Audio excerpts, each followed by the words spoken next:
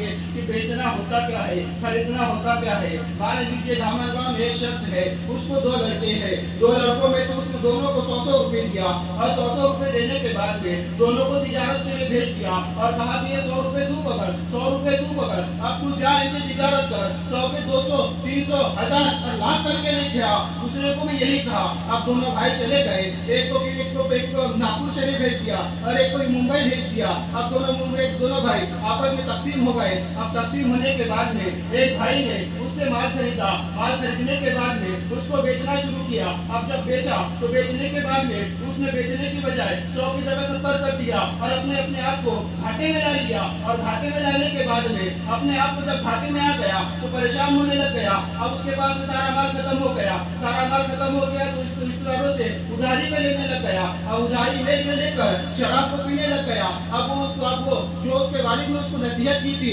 कि 100 से तुमने 1000 करना है, 1000 से 2000 करना है, 2000 से 50,000 करना है, 50,000 से लाख करना है। अब वो नहीं खरीद पाया। अब दूसरे भाई की तरफ चलते हैं। दूसरे भाई ने 100 रुपए से कपड़े खरीदा और कपड़े खरीदने के बाद में उसकी तिजारत बनवाई और उसकी जब तिजारत बनवाई तो कपड़े जब उसने खरीदा तो उसको मुनाफा हुआ।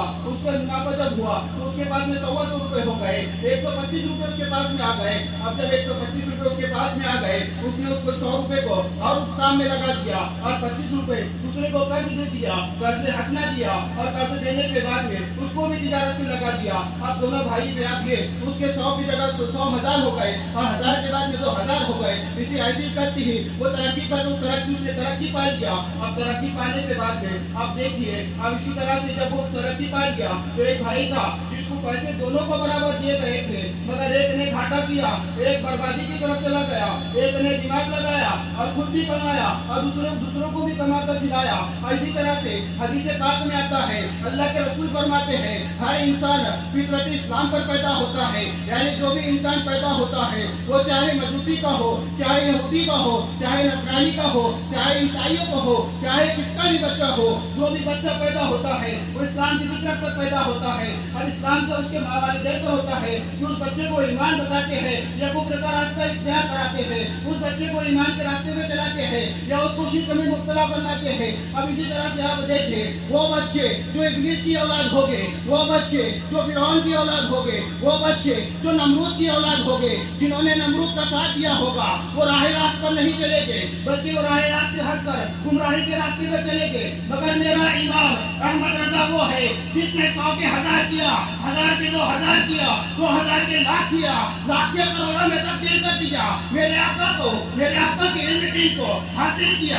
हासिल करने के बाद में एक नहीं, 2 नहीं, लाखों को पढ़ाया, लाखों को नहीं, उन लाखों ने लाखों को पढ़ाया। और आज भी उसके इमाम अहमद रजा की शान को जानना हो तो जो जानने के लिए उतरे हैं उसके समंदर में गोता लगाया है, उसके समंदर के गोता लगाने के बाद उसकी तह को जानने को उतरा है कि उसकी तह को जाना जाए। जिन्होंने गोता लगाया वो गोता लगाते हुए अंदर तक चले गए, मगर आज तक इमाम अहमद रजा के तह तक ना पहुंचे तो तह तक पहुंचेगा भी कैसे? अरे इमाम अहमद रजा के शागिर्दों के तह तक पहुंचना मुमकिन नहीं, इमाम अहमद रजा तक क्या पहुंचेंगे? इसीलिए तो मैं कह रहा था कि वादी रजा की वो है हिमालय रजा का है, जिस समझ देखिए वो इलाका रजा का है। और औरों ने तो बहुत कुछ लिखा है इल्म दीन पर, लेकिन इस सदी में जो है वो तन्हा रजा का है। हाँ।